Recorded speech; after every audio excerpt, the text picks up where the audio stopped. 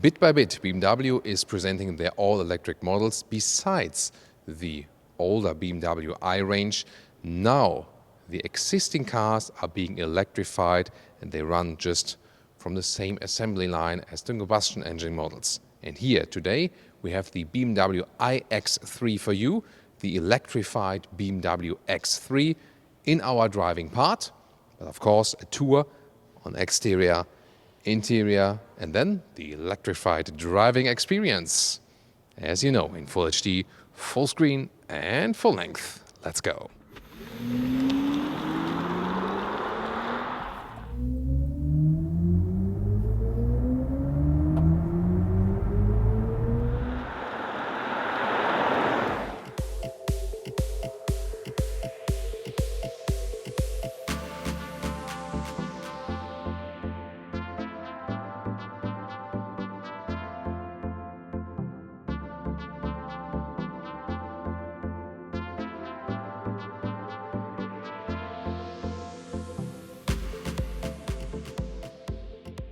Sometimes it's strange as for the strategy of the automotive manufacturers.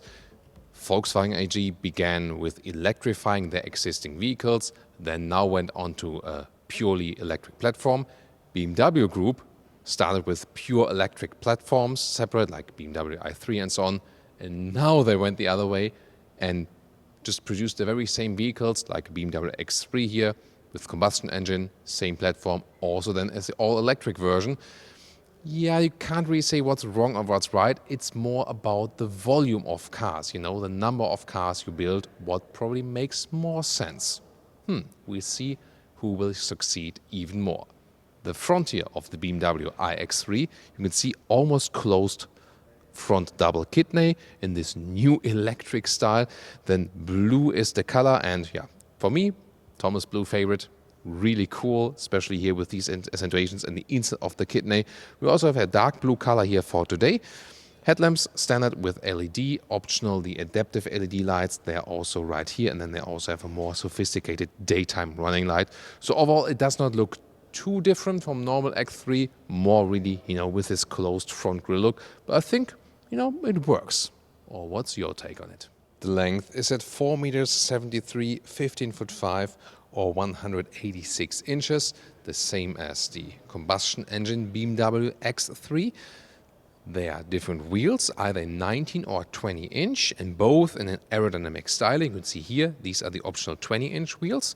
Then you have special eye accentuations, like here, BMW i is still the electric brand, and a blue contrast here, bright blue contrast in the lower area. So this gives, a little unique styling. Still the crossover wheel arches, and then the classic building formula of the X3 with the upright windows. That also gives you a good roundabout visibility. Very interesting paint here, by the way, if you look closely, and you can see almost like sparkling in the paint.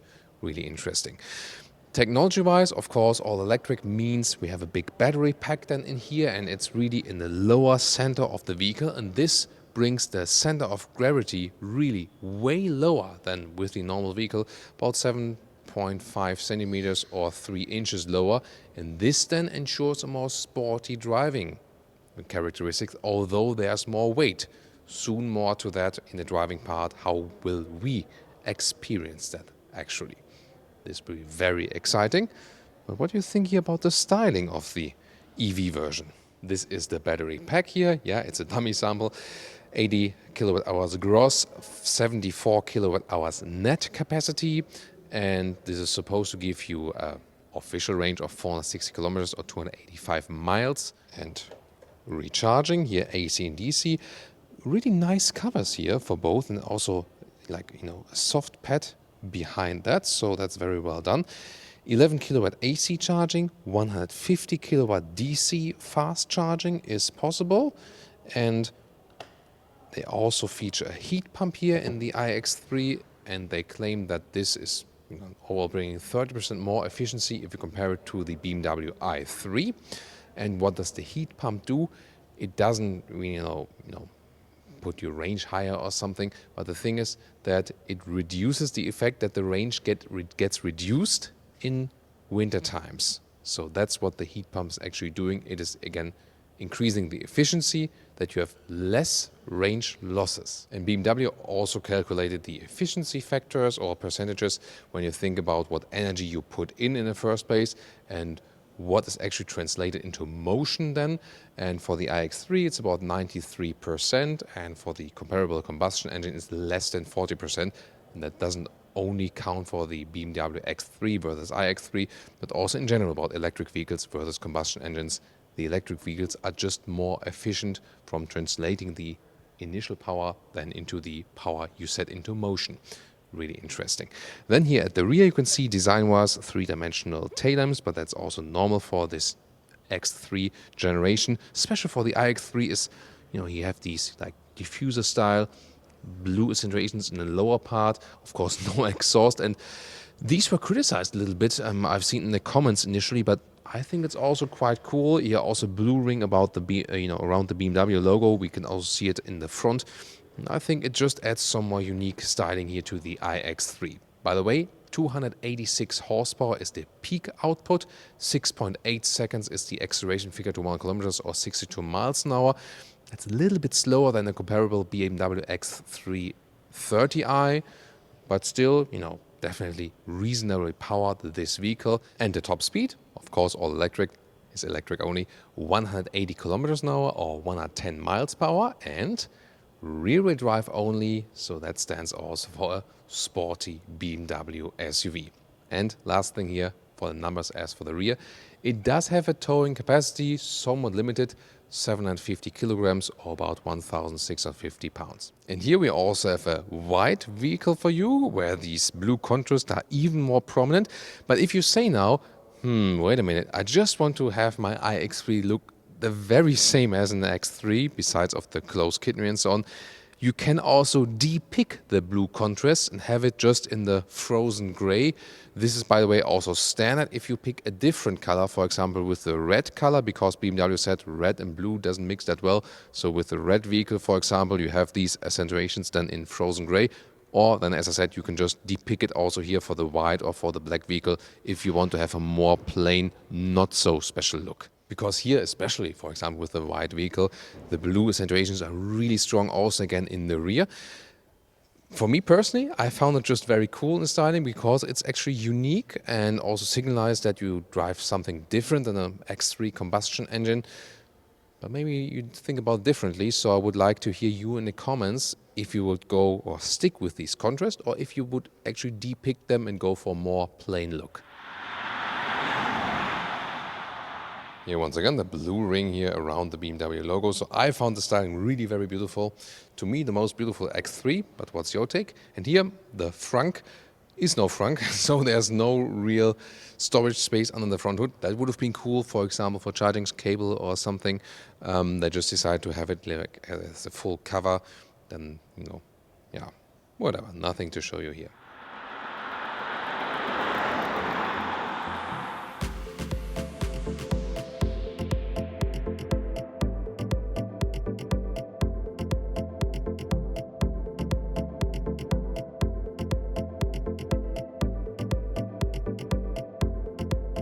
Then inside, let's check out the door closing sound. Oh, sounds quite good. Then here Sensatec top parts, soft touch. Nice interior here with a matte aluminum style, but of course not real aluminum here. And then door handles, open, close, X logo. This is also a beautiful detail. You also have reasonable door pockets. And then the interior of the iX3 is not too different. Here again the blue accentuation around the logo. You can also see it here around the shifting lever. As for the seats, there are normal seats and sport seats available, and standard would actually be a Sensatec animal-free cover in black or brown.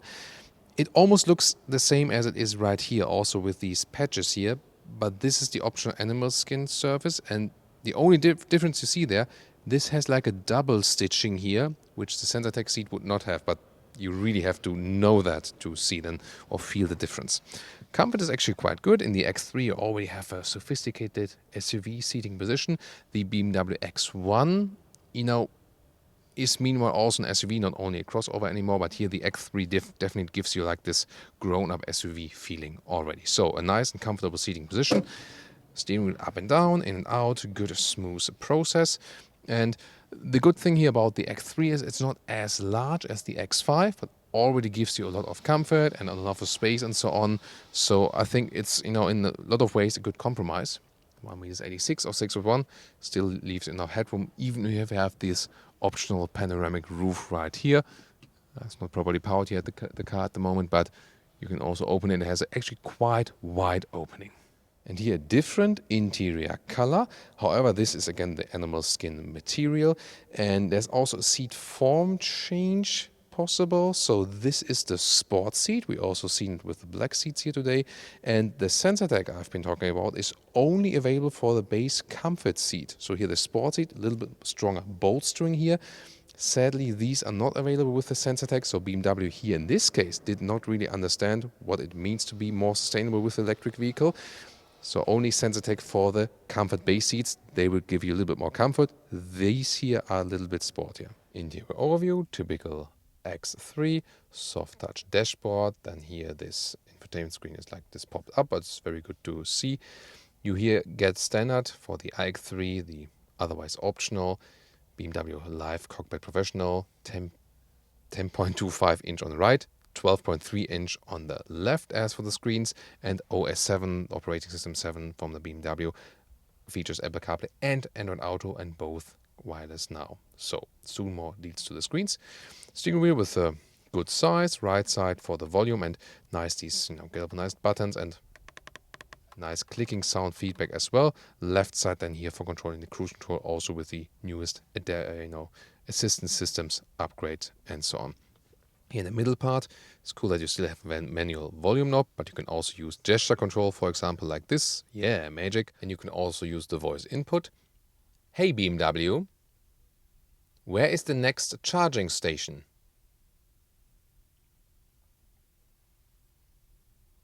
Which one of the destinations shall I select?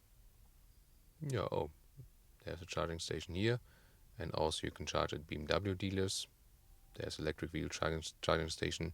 Yeah, so that already works quite well, especially with GPS input and so on. Then in the lower area here, still a manual volume knob, as I said here. Then also manual climate unit. This is easy to control while driving, so I really like this more old school setup here. Really also feels premium. iX3 logo in the lower part. Closed cover here, open it, and then have inductive charging pad for your phone and adaptive cup holders. Oh, and then there's here like this optional smoker's pack. I mean, when there's no smoke from the exhaust, then you need smoke inside, right? Yeah. So, and then here is interesting that you can go to a D mode or to a B mode then. So when the car is turned on, and in B mode there's then more recuperation happening. Other than that, you also have Sport, Comfort, and Eco Pro mode for the throttle input and so on. You can control the touchscreen also with this central control knob. That's possible. And then there's this armrest, and it's quite well attached. And there's USB-C charging then underneath next to this cubby hole. And one more close-up here. What is my range would also be a voice command, for example, also suggesting what you can actually, say to the system. Then the GPS map also shows you some charging stations and reacts quite well. So nicely done as for that. Really responsive, like this. And here in these car settings, for example, you can also have the independent climate unit, for example. It always comes with electric vehicles, or plan your charging and so on. Not sure how often this is then being used. The preheating, not sure what that was. Yeah, you can select the individual driver's profiles as well. Journey data, for example, will go more into depth when we drive the vehicle. And here the Apple CarPlay integration, like this, very well done. Android Auto now also available. And the sound system here, the optional Harman Kardon sound system. Wow, it's really cool, very rich sound. So yeah, can just recommend that here. And then you can always go back to the BMW menu. By the way, always interesting to see, you can also switch the recuperation here inside, and adaptive recuperation would mean that the car actually realizes what's happening on the outside. So just rolling when there's nothing in the front, but when there's a car in the front, or you approach a roundabout, you approach next traffic light, then there's more recuperation. So supposed to be the most efficient driving. And then you can also set the recuperation level for the D, for the drive mode, to high, medium or low. But I think it makes most sense to stick it here with the adaptive in the D mode and then switch to the B mode to the left if you want this, highest recuperation. But actually, like from all the experience BMW has, the adaptive mode supposed to be the best one. And when we start the vehicle here, the start-stop button is also in this nice blue color. And here the digital instruments, standard for the iX3 as I said. And now when I hit the start-stop button, listen to the sound, designed by Hans Zimmer. So this is the new electric startup sound. It will be the same for all BMW electric vehicles. And when you shut it off again, so it's like and.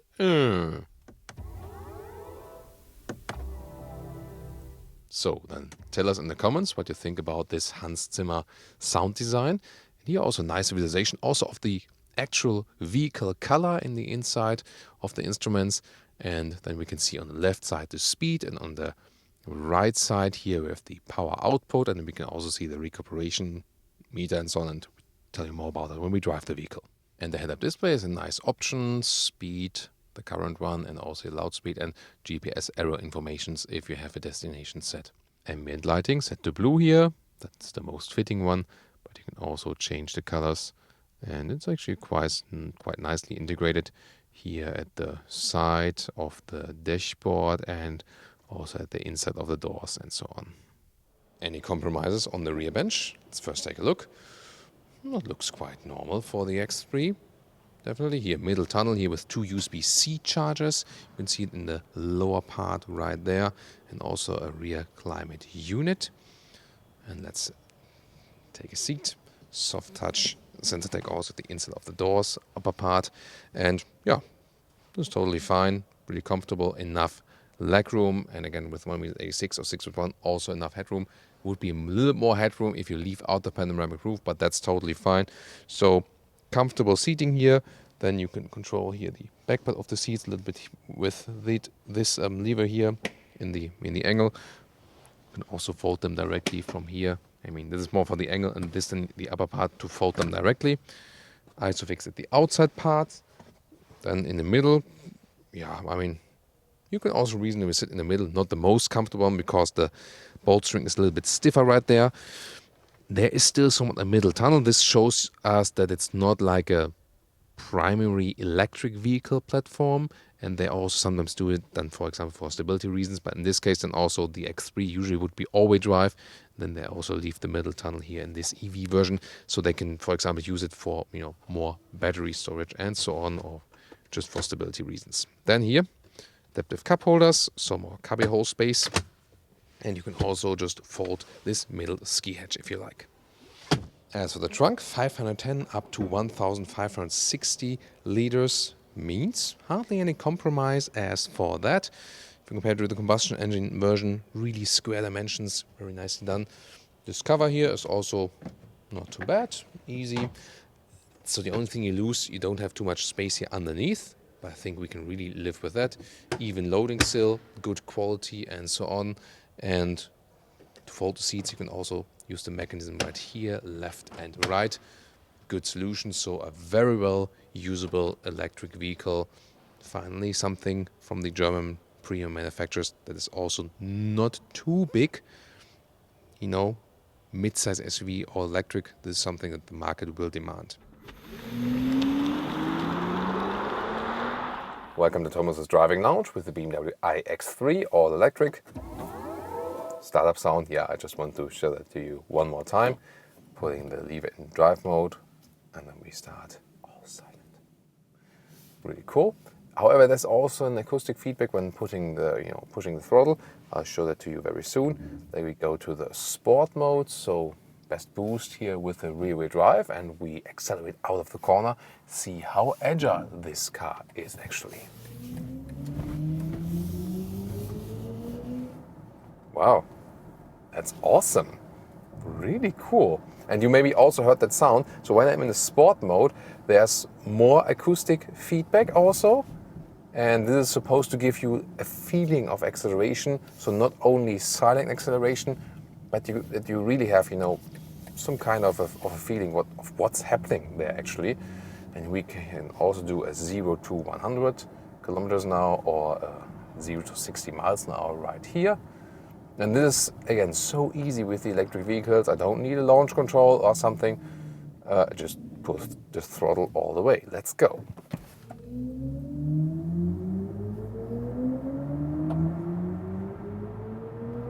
Plop, that's it. And really powerful.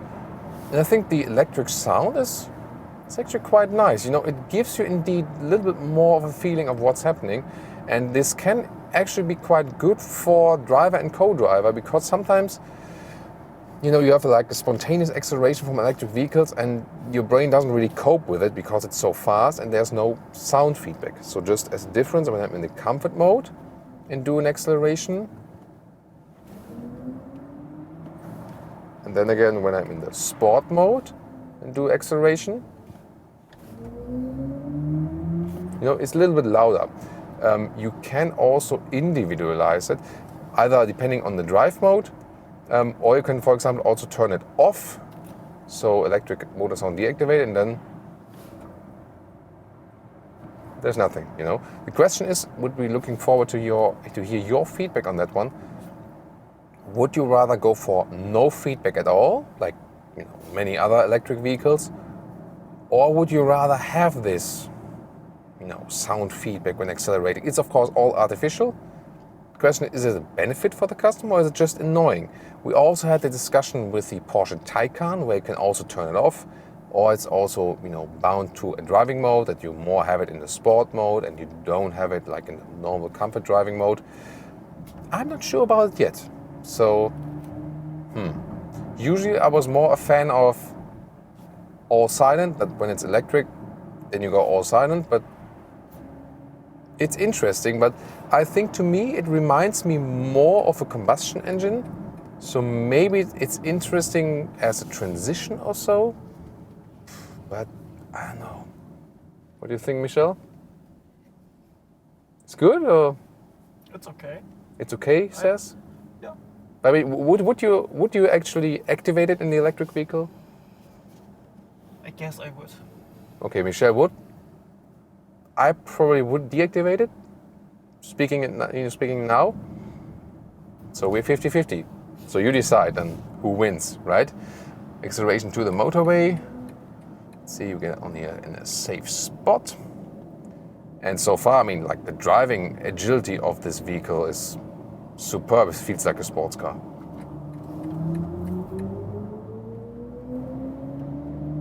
That's 120. Wow, really awesome. It's so much fun. It's definitely the most fun ride in a BMW X3 I ever had. I mean, not only the acceleration, just the 0 to 100 kilometer acceleration would be a little bit better in a 30i or something, but here it feels actually faster, and like the, you know, like 0 to 60 kilometers. This is then, for example, faster with the all-electric version, you know, like from the standstill, to compare like, you know, comparable power combustion engines, but also from the whole driving dynamics. Indeed, the center of gravity is lower with this vehicle, so the steering input is really good, and you feel the low center of, wow, it's really amazing. I can just stress that due to the low center of gravity, the car feels so sporty. It, like, from the sporty characteristics, it does not feel like a grown-up SUV anymore. It really rather feels like a sporty 3 Series sedan or so. That's really amazing. So the, you know, enormous additional weight due to this battery pack is not playing, you know, playing bad with the car or something. It really affects the car in a very, very positive way. And I mean, I even would have fun like to drive it on a racetrack now. This is, yeah, I'm totally flabbergasted what they've done here with the X3. So definitely, I can already tell you right now, if you have the charging infrastructure and if the price is somewhat okay, BMW wants to lower the prices also for the iX3 in comparison to the combustion engine models. Like, not cheaper than the combustion engine, but wants to, even out this, this price difference a little bit. So if you can do that, just driving wise, for the customer experience from the driving, this electric version here beats all other combustion engines. It's so much fun to drive. It's really amazing. It's amazing. So, and then let's drive a little bit faster on the motorway. We can also do that. We are right now at the moment unlimited speed. Oh, come on, let's go to sports mode once more. And even here in the high speed areas, you can still accelerate very well, 160 kilometers an hour. Wow. And how silent and stable the car is remaining. Adaptive suspension is standard for this vehicle. Here in the sports mode, it's set a little bit stiffer, but great balance between comfort and sportiness, even here with the 20-inch wheels. So 19-inch would be a little bit more comfortable, but 20-inch still work. Here at 170 kilometers an hour, we start to pick up a little bit of wind noise, but still, I mean, we're driving an SUV. It's an upright car, and it's super silent. Also here, high speed on the motorway. Wow, so awesome, so flawless here in the driving. I'm really, really impressed. Good overview also to the rear, to the sides, upright building style. This is like a very, very good mid-size SUV. And I mean, just from the customer experience, from driving and what it delivers, probably now one of the best mid-size SUV overall. Yeah, I can just stress it again. If you then go for the Sensatec seats with the base comfort seats, even better. They deliver you a little bit more comfort and also, follow more this sustainability approach of the whole electric vehicle. Then it's really all fine and doing so well here on the motorway, definitely. I mean, this was here now quite heavy in the, acceleration and so on. So when I go to the journey data here now, then it tells us like a very high electric consumption figure. So yeah, more than 25 kilowatt hours on 100 kilometers. That's of course when we really floor it all out. What we really want to find out is the range realistic according to the energy consumption. And so I'll reset it here now and then start the driving part, with more what about efficiency and so on and so on. So we reset individual, also set the cruise control here. There's the assistant driving function or just the distance control. So both is actually available. And with the assisted driving, the car is also keeping me in the lane, like this. Active lane keeping assist and quite good centered, not too intrusive. There's also blind spot monitor, we can see it right here, and when I put the turning indicators, then also starts to flash as an additional warning. So assistance wise, here also keeping the distance to the car in front of us. And this we're also really playing together with the electric drive of the vehicle. So what's happening? I'm at the moment in normal driving mode and it's about the adaptive recuperation. This is standard for the vehicle. So when I'm just rolling, the car is not recuperating at all, using rolling energy, which is more efficient if you want to cover more distance. Then, if you want to decelerate anyway, recuperation makes sense, of course, instead of using the normal brakes. And that's happening when you use the normal brakes. That's happening when you are in this B mode, or stronger recuperation, but also then here in the adaptive recuperation mode. So when the car is in front of us here now and they are decelerating, also the adaptive recuperation does that. So I'm gaining back the energy. Or when there's a next intersection or when there's a next traffic light, for example, then this adaptive recuperation is active and thus BMW claims is the most efficient driving mode. The B mode would be the mode you go in for when you want the one pedal feeling. However, the thing is, when this adaptive recuperation is really so intelligent, probably you won't need it. And then it's actually good when you have situations. I'll cancel the cruise control now. Let's just test it. So I'm running towards this truck. And indeed, strong recuperation without setting cruise control or something. So it works without GPS data, without cruise control and so on. No problem. And here now, again, in front of the truck,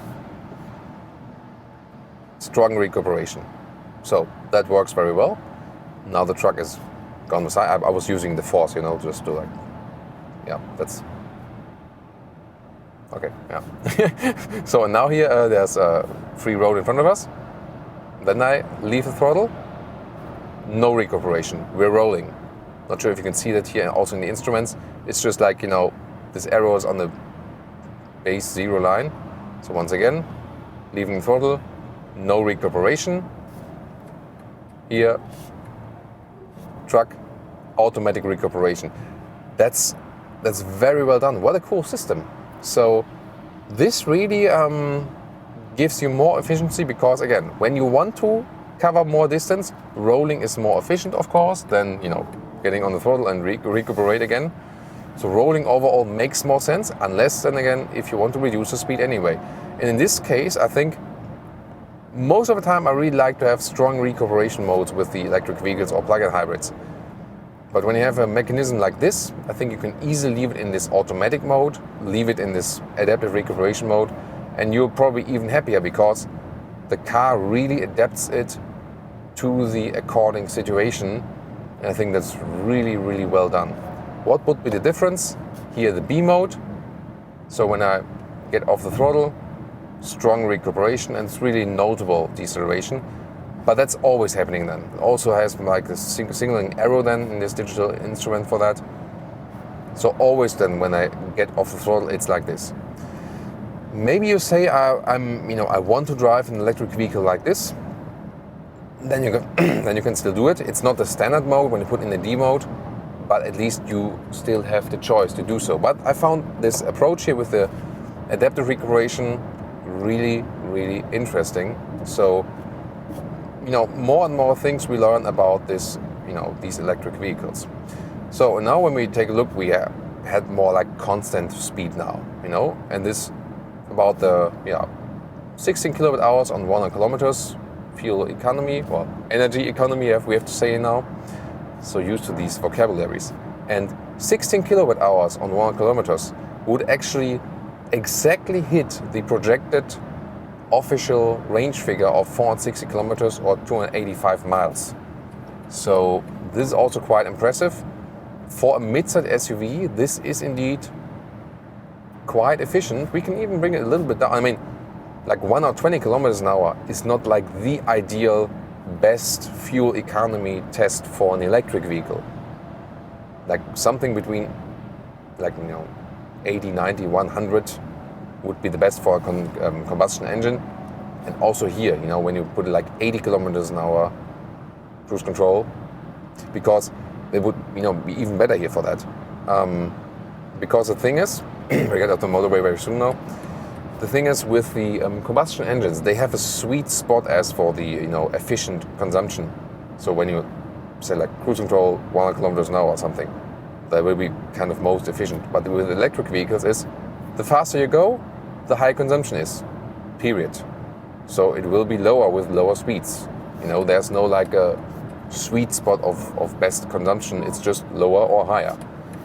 And that's why we can also score better fuel economy than if we just drive slower with this vehicle. But this is also a realistic everyday driving figure, you know, when we're on the motorway and, you know, maybe commuting to work with 120 kilometers an hour, like, you know, 60 to 70 miles an hour or something. So this is really, really realistic. And we now see that when we recuperate a little bit more, then the consumption even goes down a little bit more. And we also have now some like countryside driving and see how that, you know, evolves. But so far, the impression is really, that's also what BMW claimed, and I was, you know, skeptical about that at first. So they said that they didn't put the battery bigger. They wanted to cover more range with being more efficient. Also, for example, like in the front, these air channels or air curtains that go from the front to the wheel arches, we know it from combustion engine models, that increase efficiency. Then the aero wheels, you know, that also optimize the wind flow in the wheel arches.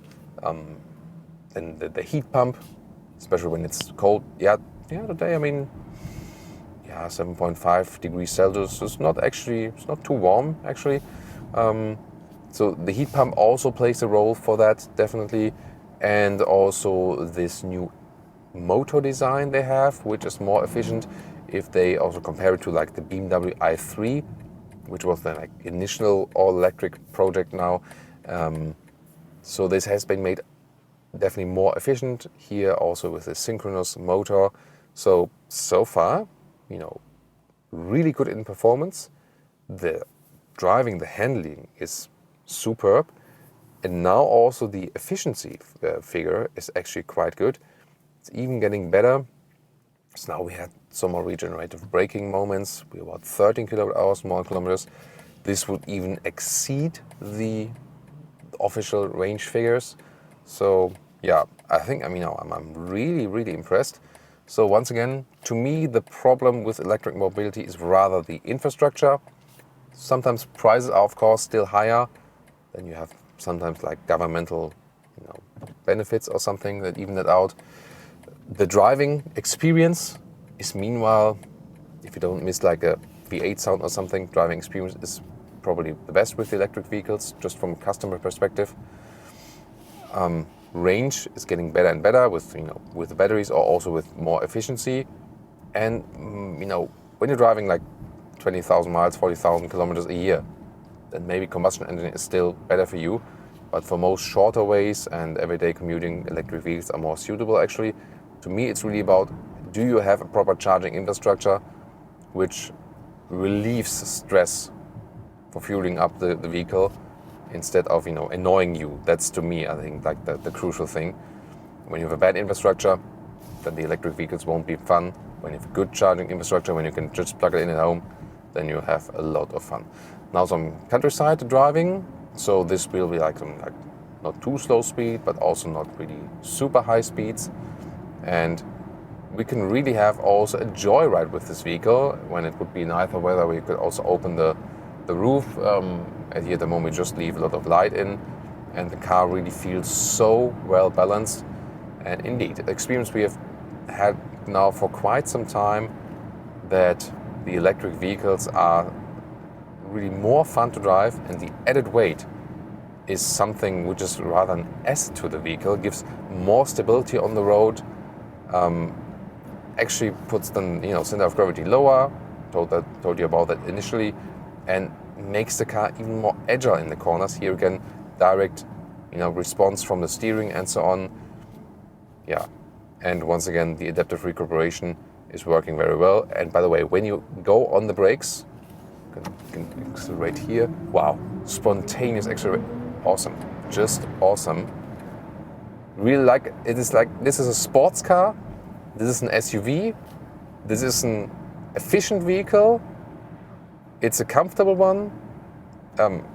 I'm really absolutely blown away, and I've driven like 2,000 cars now in my life, and that doesn't happen that often. That I'm really like so satisfied with almost everything in detail, besides the seating surfaces set up here.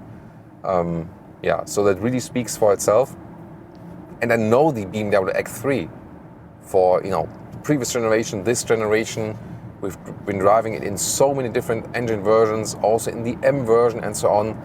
And this is by so far the best and most striking version they've done. Yeah, this is in driving, in all aspects, top notch. And now to our conclusion for today with the all-new BMW iX3, the EV of the X3. First of all, exterior, the basic dimensions are of course the same, it's not too different. The blue accentuations, I found them pretty cool. I think it's a unique design feature, but again, as I said, you can also de-pick them if you rather want a normal look, as it is also with the combustion engine models. Interior, you have reasonable space, as you know from the X3, and you already have an upright, grown-up SUV feeling and seating positions. And there are also no compromises here for the electric version, so you can also very well use the trunk and so on. A high build quality as well.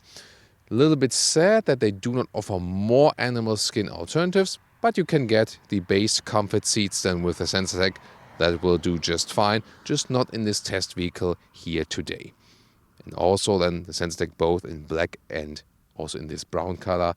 So the color is the same for today, also available if you want a little bit more spiced up color right there. Then driving wise, it's just phenomenal. It drives so well. It is sporty due to the low center of gravity. Due to the additional weight, it feels so sporty in driving. It has a spontaneous acceleration. This is also really cool, especially from the get-go. So just a flawless driving experience, both super sporty, agile and fun. at the same time can be driven very efficiently. So even at higher autobahn speeds, if you put cruise control, 16 kilowatt hours on 1 kilometer is a realistic figure. So that would indeed be the official range of 460 kilometers or 285 miles. So quite impressed as for that. They obviously really found an efficient concept here for their new all-electric vehicle. And this strategy here, that they put the very same core car and not put a separate EV platform, this will be the same now for all BMW Group vehicles. When we see, for example, the BMW i4, which will, so to speak, the electrified 3 or 4 series, this will basically follow the same concept.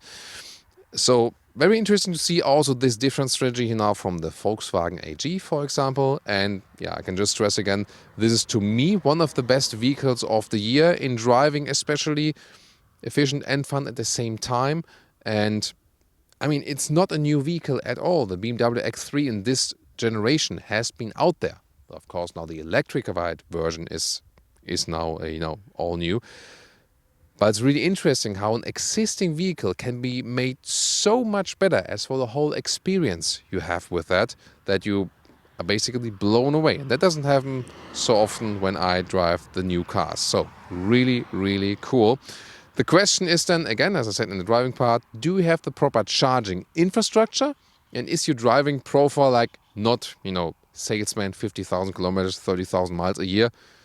So if you don't commute like every day, so many miles or kilometers, and if you have the charging infrastructure, then the electrified version is also very interesting. Sadly, the BMW iX3, the electric version, will not be sold in the US so far. BMW does not expect this to be a significant market. Would like to hear the comments from our friends in the US to that. They expect China to be the main market, and then of course also Europe. And as for pricing, the very first communicated price was 68,000 euros for the German market. However, this is also a highly spec'd vehicle, so you have a lot of included equipment already if you compare to the base X3. And then if you put a high-spec X3 combustion engine, the difference is not that large anymore. Then if you count in some governmental benefits and tax benefits, it can be even out a little bit more. And BMW also announced that they want to, step by step reduce the price of the iX3 to get it closer to the combustion engine models. What else was criticized here? That this car is only built in China for the world market. Quality-wise, you do not see any difference to X3 that is built in Spartanburg in the US, or for example, also if you think about BMW that are built in Germany or something, so they have the same quality measures and so on, and the same standards as for that. Still, some people rather want to have a BMW built in Germany or in the US. You can also, of course, understand that. And last but not least, what's your opinion here on the BMW iX3? Really looking forward to your questions and also to your opinion in the comments. It's a very, very interesting vehicle. And yeah, as I said, to me, one of the most striking ones of the year. Although it's based on an existing vehicle, but even interesting that by electrifying it, you can actually make it so much better. So, thank you so much for tuning in today. See you next time.